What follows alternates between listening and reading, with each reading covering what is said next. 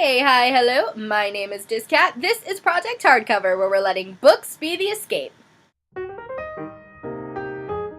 She's wearing her cardigan, and she's still wearing the blue shirt, so you know what that means. Not only am I doing a book review, but I am continuing my review series on the Daughter of Smoke and Bone trilogy by Laini Taylor. Today I'm going to be talking about the second book in the trilogy, which is Days of Blood and Starlight.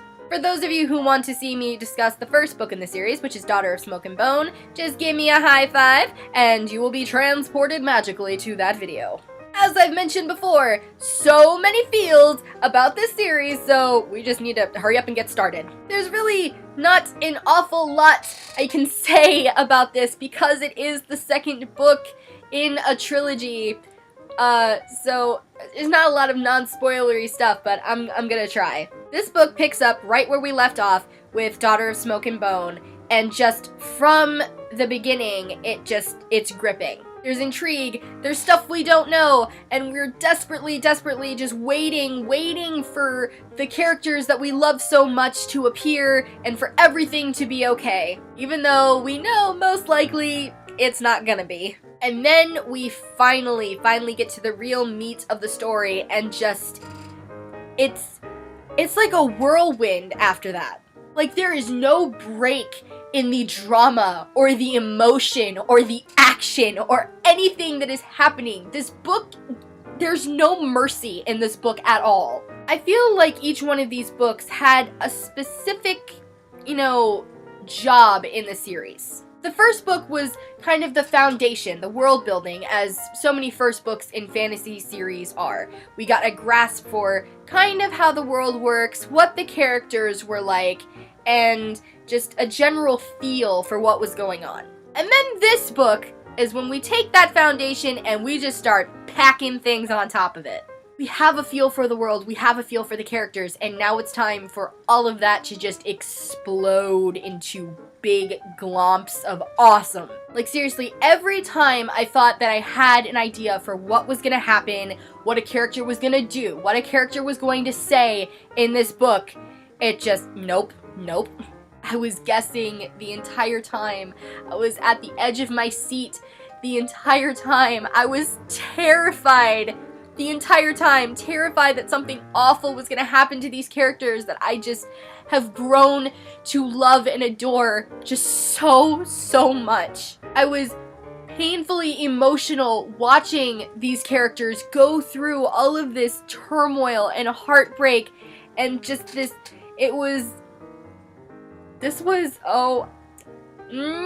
don't have words. This book also was just exceeded all expectations that I had. I mean, you would think that I would know better than to have any kind of expectations after every expectation I had for the first one was just completely blown out of the water. You would think I would know better, but no, I had expectations for how this was gonna turn out, and again, it was just like, here's my expectation, here's the book.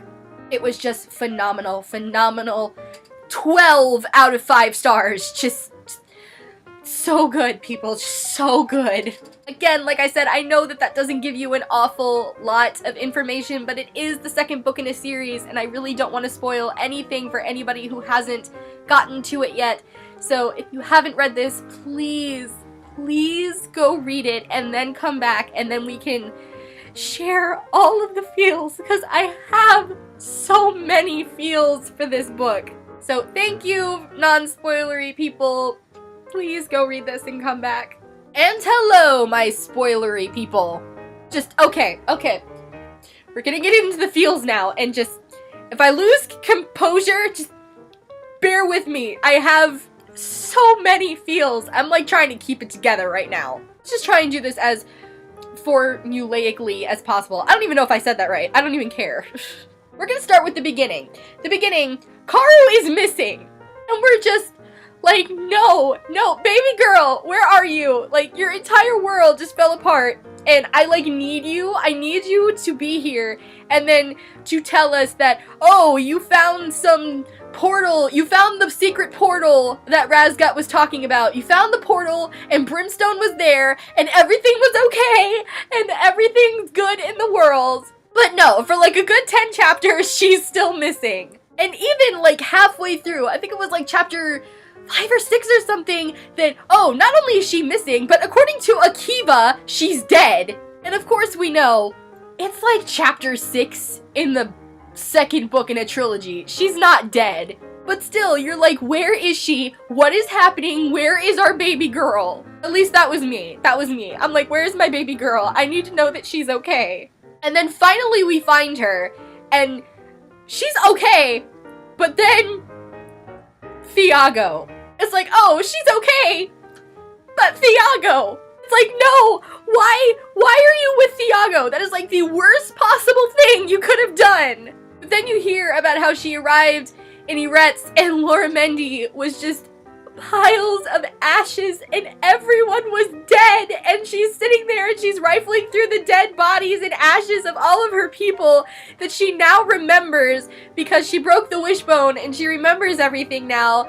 And he just appears, and of course he's all nice and sweet, and oh, we're all that's left, and we have to fix this, we have to save our people. And then you're like, oh, I understand, okay, just feels, people. So then we get into the story of Karu being in the Kasbah, and she's resurrecting all of these chimera that she possibly can.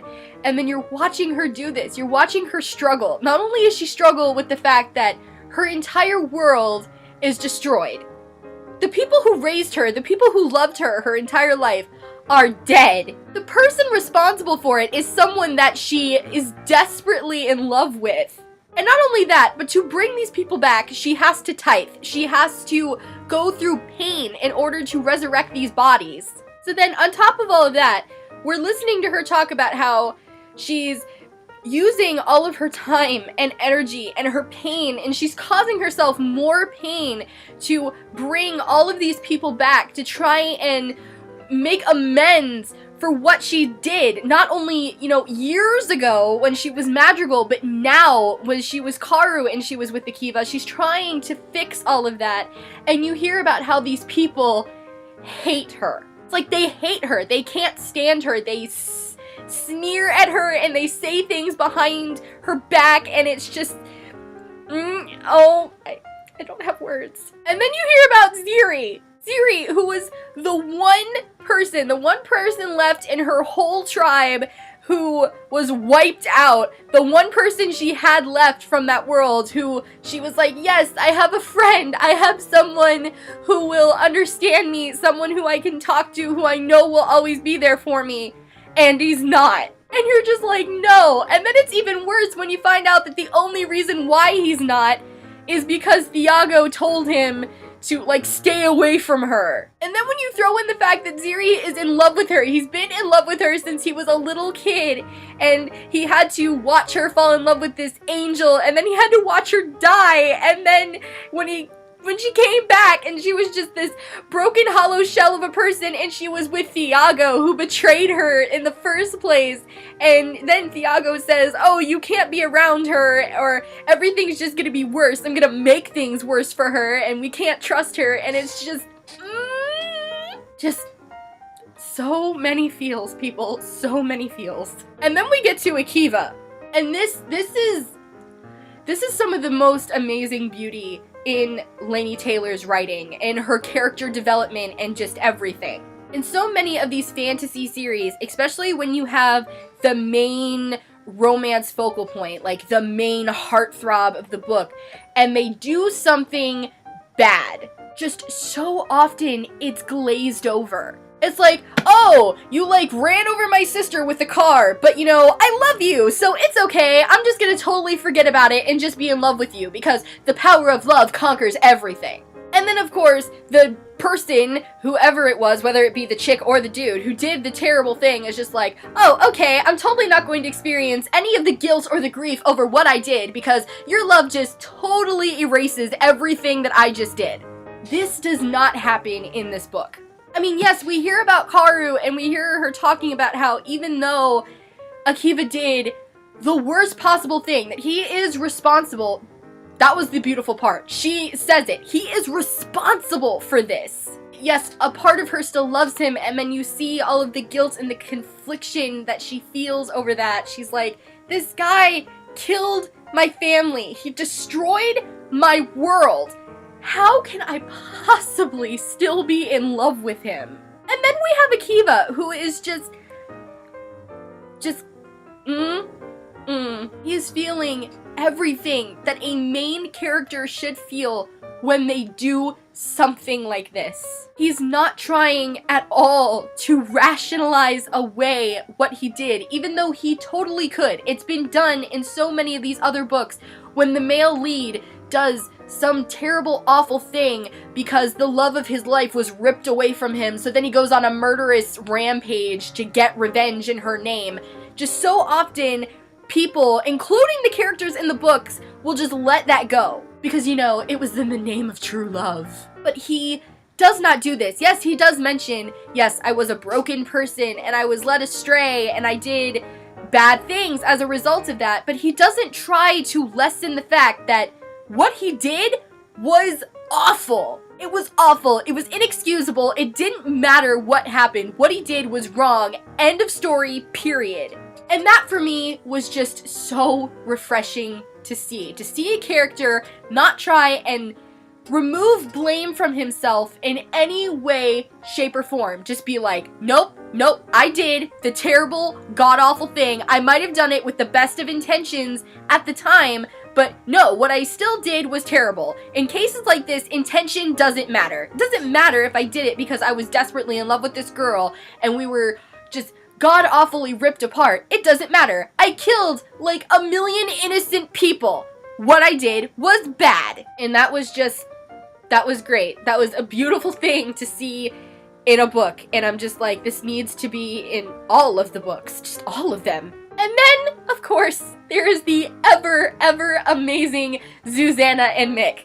Susanna, who has been just the most ungodly loyal friend ever. I mean, it was blown out of the water for me just how amazing of a friend she was when in the first book, Karu was just like, yeah, so I'm a chimera thing, and I'm like a black market teeth dealer. And Susanna was just like, okay. So then Karu goes missing, and Susanna is taking care of her house and trying to do damage control on all of the press stuff that happens because of the fight on the bridge and stuff like that. And she's desperately trying to get a hold of Karu. And then when she finally does, she doesn't just say, oh, okay, I'm going to just deal with this, or I'm just going to leave it be. No, she's like, gosh darn it, my friend needs me. I know she does. I'm gonna go find her. And then she does. She finds her in the middle of the desert in a castle full of monsters, things that she has never seen before, only ever seen in Karu's sketchbooks.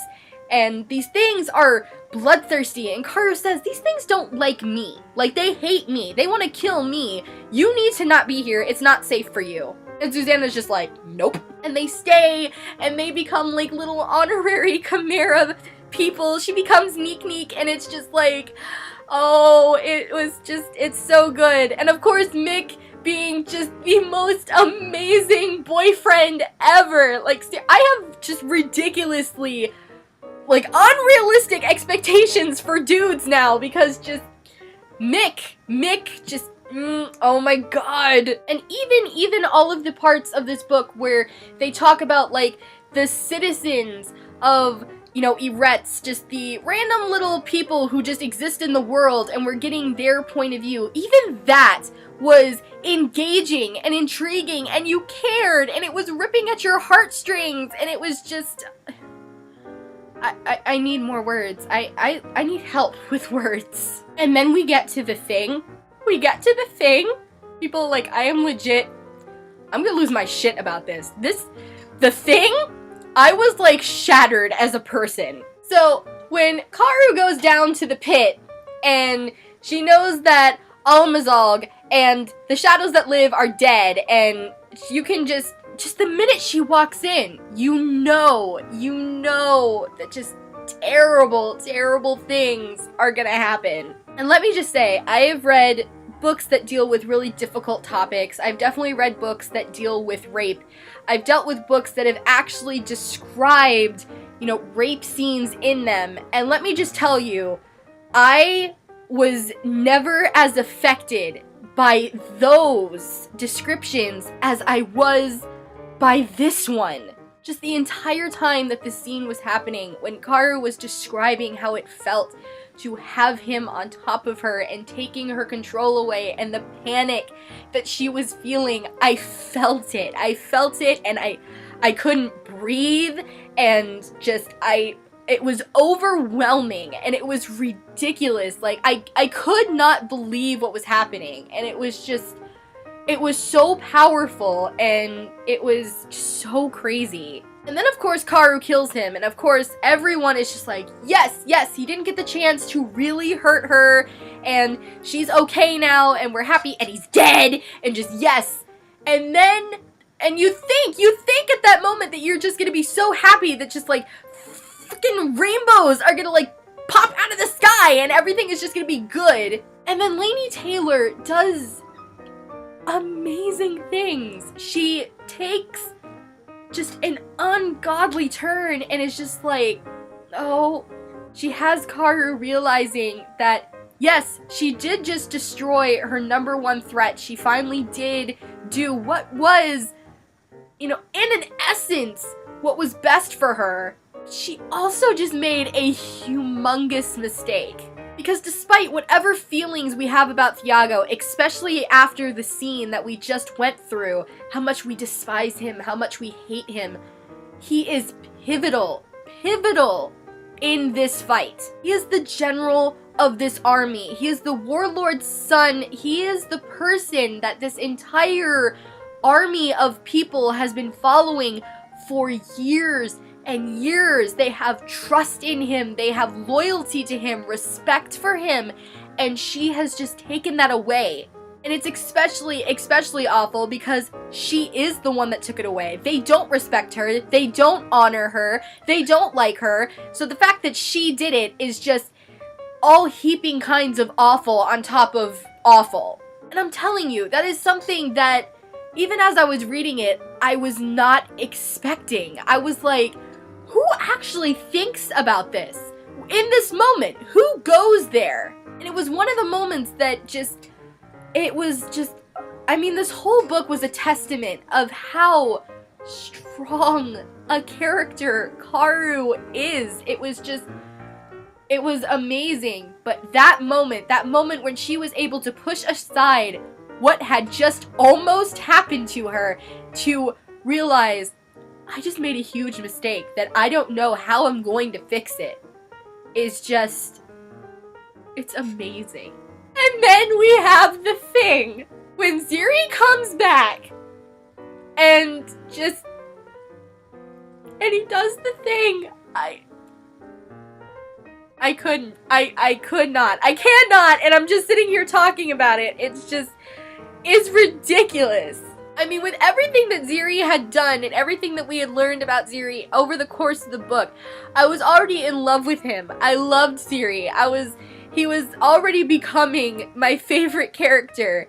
And then when he comes back, and he, without even, you know, having to be asked, he sacrifices himself and becomes this person that he hates and he loathes, especially after seeing Kaoru and knowing that he obviously attacked her, and just being willing to take over that burden for her. It was just, I couldn't deal with it, guys. I still can't. I can't deal with it. Just that part of the book for me was just the most intense part. The part that just destroyed me the most. Another part that, of course, was really, really difficult was when Hazael died. It was really, really difficult. And it's not just because Hazael died, because of course that is sad, but I do feel like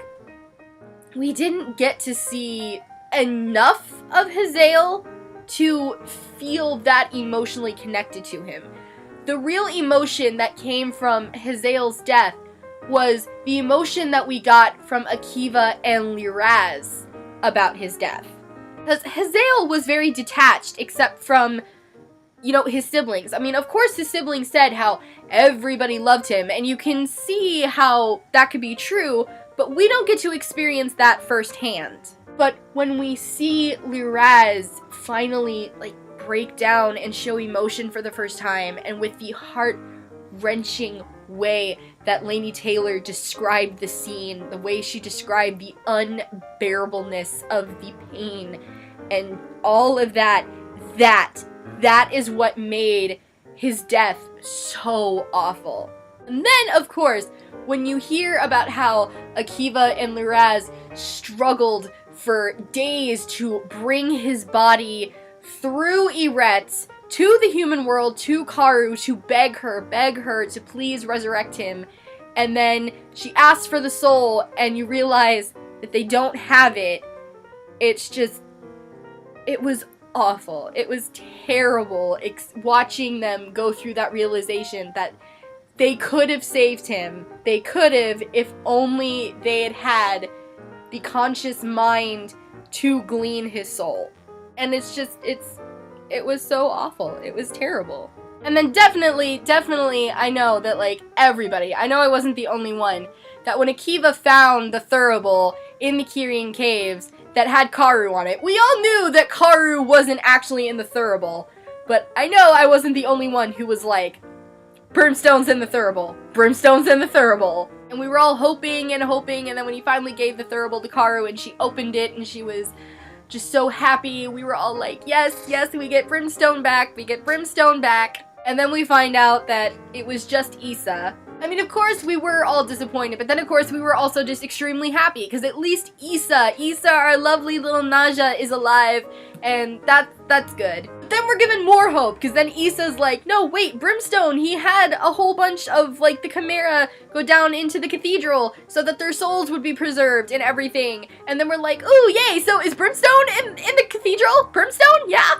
And then just, no, he's dead. He's gone forever. That was really hard to accept. It was really hard to accept that Brimstone really was gone, because we all know, even at the end of Daughter in Smoke and Bone, when Akiva said that they were dead, we were just all saying, nah, not Brimstone. Brimstone's too ingenious for that. He found some way out of it, you know, just no. And then for us to realize that no, he really is gone, was just, it was hard.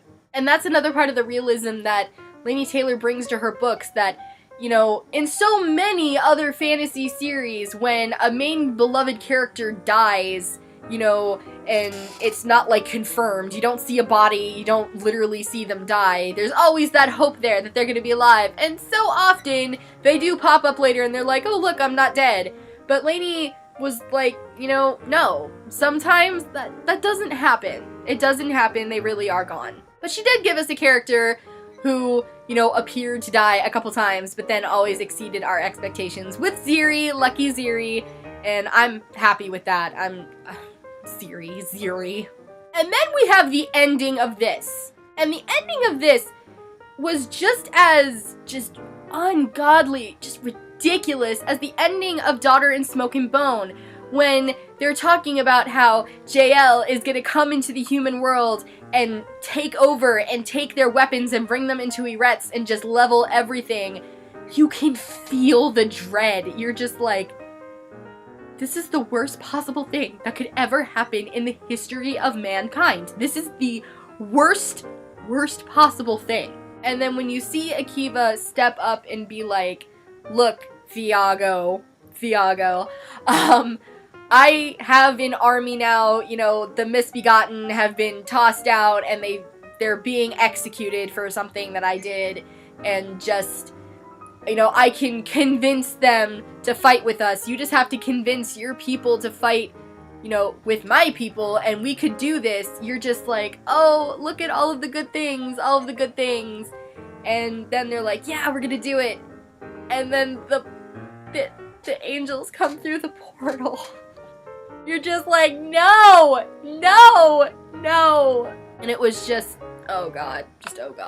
So, needless to say, this book was just a whirlwind roller coaster of emotions and feels for me, and just, it was, guys, I don't have words. I don't have any words. This, like I said, exceeded every expectation I had and just made me so happy. Again, like with Daughter of Smoke and Bone, there is nothing I would have changed about this. Not a single thing would I have changed. Just absolutely nothing. The writing was so intense and so beautiful and so heart-wrenching, and it was so good. Again, 12 out of 5 stars. Just, you guys know I always like the second books better than the first books, especially in trilogies. So, just, yes, all of the stars, please, people. If you are, again, more people who didn't heed my warning about spoilers and you haven't read it, just please do it. Please do it. So those were my feels for Days of Blood and Starlight. I'm a wreck, guys. These books, they destroy me. They do. Anytime I talk about them, I just get all kinds of 80 million kinds of worked up. But that is the second one. I will be doing the third and final one very soon, and just, guys, prepare yourselves. As always, thanks you guys for watching. I will see you next time, and remember, books are the escape.